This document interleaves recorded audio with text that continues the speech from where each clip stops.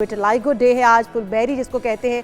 अमूमी तौर पर ये जिन लोगों को भी ये मर्ज़ लाहक होता है, ये कोई पेनफुल मर्ज़ नहीं है, लेकिन उसके बाद वो एक ऐसी शख्सियत बन जाते हैं जो कि ख़ुद से ही उलझते रहते हैं और कहीं ना कहीं उन्हें अपना आप कमतर महसूस होता है। कहीं ना कहीं उनका सारा भरोसा खुद पर होता है, वो ख़त्म होता चला जाता है। तो इसकी वजूहात क्या हैं, आखिर क्यों इस मर्ज़ का शिकार हो जाते हैं लोग?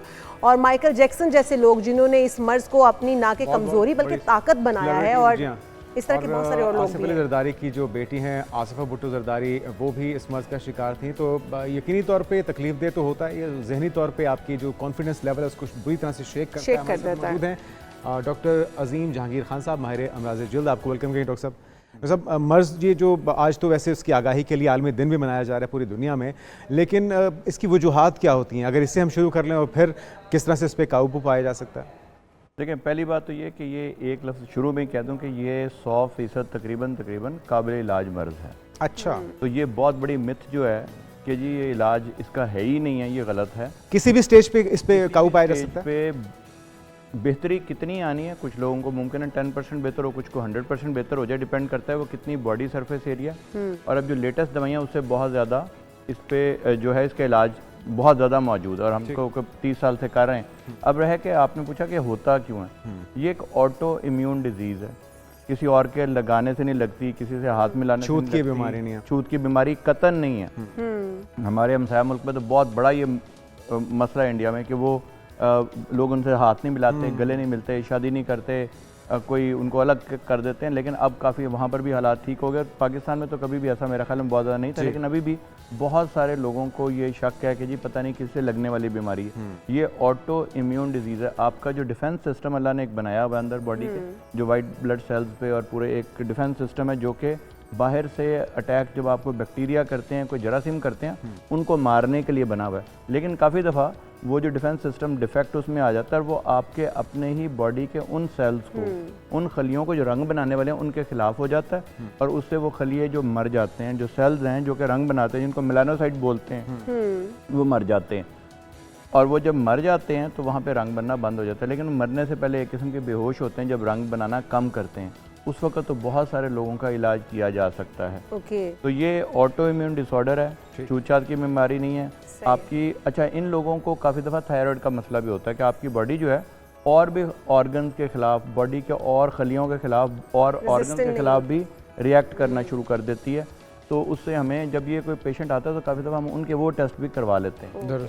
अच्छा डॉक्टर साहब, जिस तरह जुनेद भी कह रहे थे और हमने पिछली बार भी आपसे पूछा, तो लोग, बहुत सारे लोगों को मिसकंसेप्शन है या फिर हकीकत है इसमें, ये तो आप ही क्लियर करेंगे कि मछली के बाद दूध पीने से क्या ये बर्स का मर्ज हो सकता है? बिल्कुल भी नहीं होता। अगर ऐसा होता तो स्कैंडिनेवियन कंट्रीज़ जो हैं वो सारे के सारे दूध में मछली को पकाते हैं, पूरी कौम को विटिलाइगो हो जाता।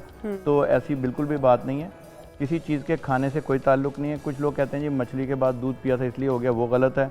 दूसरा कहते हैं कि जी खट्टी चीज़ें खानी नहीं चाहिए, विटामिन सी नहीं खाना चाहिए, ये बिल्कुल गलत बात है। एक्चुअली विटामिन सी आपको चाहिए मेलानिन बनाने के लिए या रंग बनाने के लिए, तो ऐसी कोई हकीकत नहीं है। अच्छा, गोरों में भी होता है क्योंकि उनकी जिल्द तो वैसे ही इतनी सफ़ेद होती है कि उसके ऊपर अगर हो भी जाएगा तो पता नहीं चलेगा, तो क्या उनके अंदर भी ये मर्ज़ पाया जाता है या सिर्फ ये एशियन जो स्किन है, एशियन जो लोग हैं, इनके अंदर ये बीमारी पाई जाती है? एक्चुअली गोरों में भी ये बहुत ज़्यादा मर्ज़ है। प्रॉब्लम या अच्छी बात यह कि उनकी चूँकि गोरी जिल्द होती है और उसके ऊपर गोरा अगर कोई वाइट निशान पड़ जाए नज़र नहीं आता, इसीलिए इस पर मैं अब मजाक में कहता हूँ ज़रा तफन्नुन, लेकिन कहता ये हूँ कि अगर किसी बीमारी का इलाज ना हो तो दुआ करें वो गोरों को हो जाता है कि उन्होंने रिसर्च तो उन्होंने तो इजाद कर देना।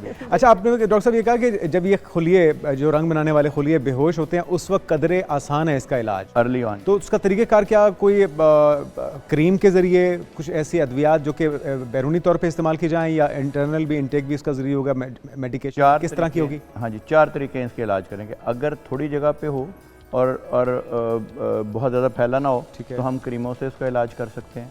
अगर ज़्यादा फैल जाए, और अब क्रीमें जो है वो क्रीम है जिसको हम बहुत समझ लें लेटेस्ट जो हैं वो पाकिस्तान में भी आने लग गई हैं, पहले नहीं आती थी। उसको जैक इनहिबिटर्स बोलते हैं, जैनस काइनेज इनहिबिटर्स, जो एक लेटेस्ट एक फैमिली ऑफ न्यू मेडिसिन है। वो पाकिस्तान में हम लोग, मैं अक्सर कहता हूँ कि हम नाशुक्री की बात करते हैं कि पाकिस्तान की अच्छी बातें कभी नहीं करते, उसकी सारी बुरी बुरी बातें। तो पाकिस्तान की जो दवाइयाँ हैं, पाकिस्तान में जितनी दवाइयाँ बनती हैं, जितनी सस्ती बनती हैं, वो दुनिया में कहीं और नहीं बनती, इंक्लूडिंग इंडिया। जिसका हम अक्सर रेफरेंस देते हैं, तो यहाँ पे वो तमाम दवाइयाँ मौजूद हैं। पहले इलाज किया जाता है क्रीमों से, अगर उससे ना हो तो हम एक फोटोथेरेपी, एक ख़ास किस्म का कमरा होता है जिसमें ख़ास लाइट होती है, अच्छा। लाइट से इलाज कर सकते हैं, जिसको हम नैरो बैंड अल्ट्रावायलेट बी बोलते हैं। अगर उससे ना हो तो हम खाने वाली दवाइयाँ दे सकते हैं। अगर उससे ना हो तो हमारा जो मेलानोसाइट, और अल्लाह का शुक्र है पाकिस्तान जो है वो दुनिया के उन चंद मुल्कों में है, 4 या 5 मुल्कों में, जहाँ पे हम ये मेलानोसाइट ट्रांसप्लांट गुज़श्ता कोई 20 साल से कर रहे हैं। तो किसी जगह पे जहाँ पे बचपन से ही पैदा होते ही कि रंग आया ही नहीं है, उसको हम सेगमेंटल विटिलिगो बोलते हैं। काफ़ी सारे लोगों के माथे पे आपने देखा मोरूसी भी होता है डॉक्टर साहब? मरूसी भी हो सकता है, और सेगमेंटल ही नहीं, वो पैदाइशी भी हो सकता है। वहाँ पे जहाँ हमें पता चले लोगों के यहाँ पे एक लाइन बन जाती है विटिलिगो की, और वो बचपन से ही लाइन होती है, वहाँ पे इसका मतलब है वहाँ पे मेलानोसाइट्स या रंग बनाने वाले खलिए बचपन से थे ही नहीं। अब उसके लिए हम क्या करते हैं कि जिल्द को बहुत ही बारीक, जिस तरह पोटैटो पीलर होता है, जब आलू को छीलने वाला जो पीलर होता है, जिस तरह उस तरह के एक इक्विपमेंट से हम बहुत बारीक जिल्द उतार देते हैं। अच्छा। वहाँ पे जिल्द दोबारा उगाती है ऑटोमेटिकली, चूँकि हम पूरी जिल्द नहीं उतारते, और उनमें से हम मेलानोसाइट या रंग बनाने वाले खलिए अलग कर लेते हैं। उनको जहाँ पे विटिलिगो है वहाँ पे लेज़र के ज़रिए बहुत ही बारीक सी एक जिल्द उतारते हैं, लेयर लगा देते हैं। हाँ जी, बहुत जिल्द बारीक सी उतारते हैं, इतनी बारीक कि वो नज़र भी जिस तरह आप पे जो आपका टिश्यू पेपर है उतनी बारीक जी, और उसके ऊपर वाले मेलानोसाइट्स लगा देते हैं, और वहाँ पे अल्हम्दुलिल्लाह रंग आना शुरू हो जाता है। अफोर्डेबल है ये इलाज? जी, सारे ही अफोर्डेबल पाकिस्तान में इलाज हैं, बहुत ज़्यादा महंगे नहीं। लोग यहाँ पे 1-1 करोड़ रुपए की गाड़ी से कम नहीं इस्तेमाल करते, लेकिन जब अपने सेहत का मसला आता है, अगर कोई गरीब आदमी हो जो खेती बाड़ी गरीबों के लिए, मैंने पहले भी आपको बताया था, हमारा नंबर लिख लें। हमारा एक मिशन है, वो ये है कि अल्लाह ने अगर हमें किसी चीज़ का भी इल्म दिया है, उस पर गरीबों का भी उतना हक है जितना कि अमीरों का हक है, तो हम उनका इलाज फ्री करते हैं। अगर कभी आपको कोई ऐसा, अच्छा, फ्री इलाज करते हैं, तो वो नंबर बता दीजिए आप, क्या है? 0311 077 111 03111 हमारे पास। देखें, काफ़ी दफ़ा एक चीज़ का इलाज करने के मुख्तलिफ तरीके, महंगे भी इलाज होते हैं, सस्ते से सस्ता इलाज किया जा सकता है। और जो रंग के बारे में एक बात ज़रूर बता दूं कि इस पे शुक्रिया अदा करें कि आपकी जिल्द में रंग है, क्योंकि आपकी जो अल्ट्रावायलेट ए, अल्ट्रावायलेट बी और जो विजिबल लाइट जो आप बैठे हुए हैं जिस लाइट में, ये आपके रंग को काला भी करती हैं, लेकिन आपको जिल्द के कैंसर से रंग बचाता है। ये आपका नेचुरल, समझ लें आपका जो रंग है वो नेचुरल सन ब्लॉक है। जब सन की अल्ट्रावायलेट ए और अल्ट्रावायलेट बी जो ना नज़र आने वाली शुआएं जब आपकी जिल्द को टकराती हैं, तो यहाँ पे कैंसर पैदा होने का, इसलिए आपने देखा गोरों में, वाइट स्किन में कैंसर तो हम ब्लेस्ड होता है, तो ये आपको एब्जॉर्ब कर लेती हैं। रंग गोरा करने वाले जो इंजेक्शन लगवाते हैं, तो आप मशवरा दे रहे हैं कि वो इंजेक्शन ना लगवाएं, क्या कोई इसका भी रिएक्शन हो सकता है? और रंग के बगैर होने में फ़र्क है। रंग गोरा करना इज़ ओके, क्योंकि रंग तो होगा ना, वो प्रोटेक्शन होती है। जब आप धूप में जाते हैं तो रंग एकदम से गाढ़ा हो जाता है कुदरती तौर पे, ताकि जिल्द का कैंसर ना हो। तो अल्लाह ने इतनी ज़बरदस्त मैकेनिज़्म बनाया हुआ है कि जो ही आप बाहर जाएंगे रंग काला हो जाएगा, वापस आएंगे रंग थोड़ा सा नॉर्मल हो जाएगा। एक इसको इमीडिएट डार्कनिंग बोलते हैं। और अगर आप मुस्तकिल जो धूप में काम करने वाले लोग हैं, उनका रंग इसलिए डार्क होता है ताकि उनके जिल्द का कैंसर ना हो जाए। तो अल्लाह ने ये ऑटोमेटिक मैकेनिज्म बनाया हुआ है। तो अगर जिन लोगों के रंग रह जाता है थोड़ा सा, फर्ज करें 80-90% चला गया, और फिर हम उनका जो रंग रह गया उसको भी हम दवाइयों के ज़रिए भी, लेज़र के ज़रिए भी ख़त्म कर सकते हैं। प्रॉब्लम ये है जब आप सारा रंग ख़त्म कर देते हैं, तो मेरी आमतौर पे रिकमेंडेशन ये होती है कि सारे रंग को ख़त्म ना करें, जहाँ पे धूप पड़नी है उस पर कोशिश की जाए कि रंग वापस आ जाए।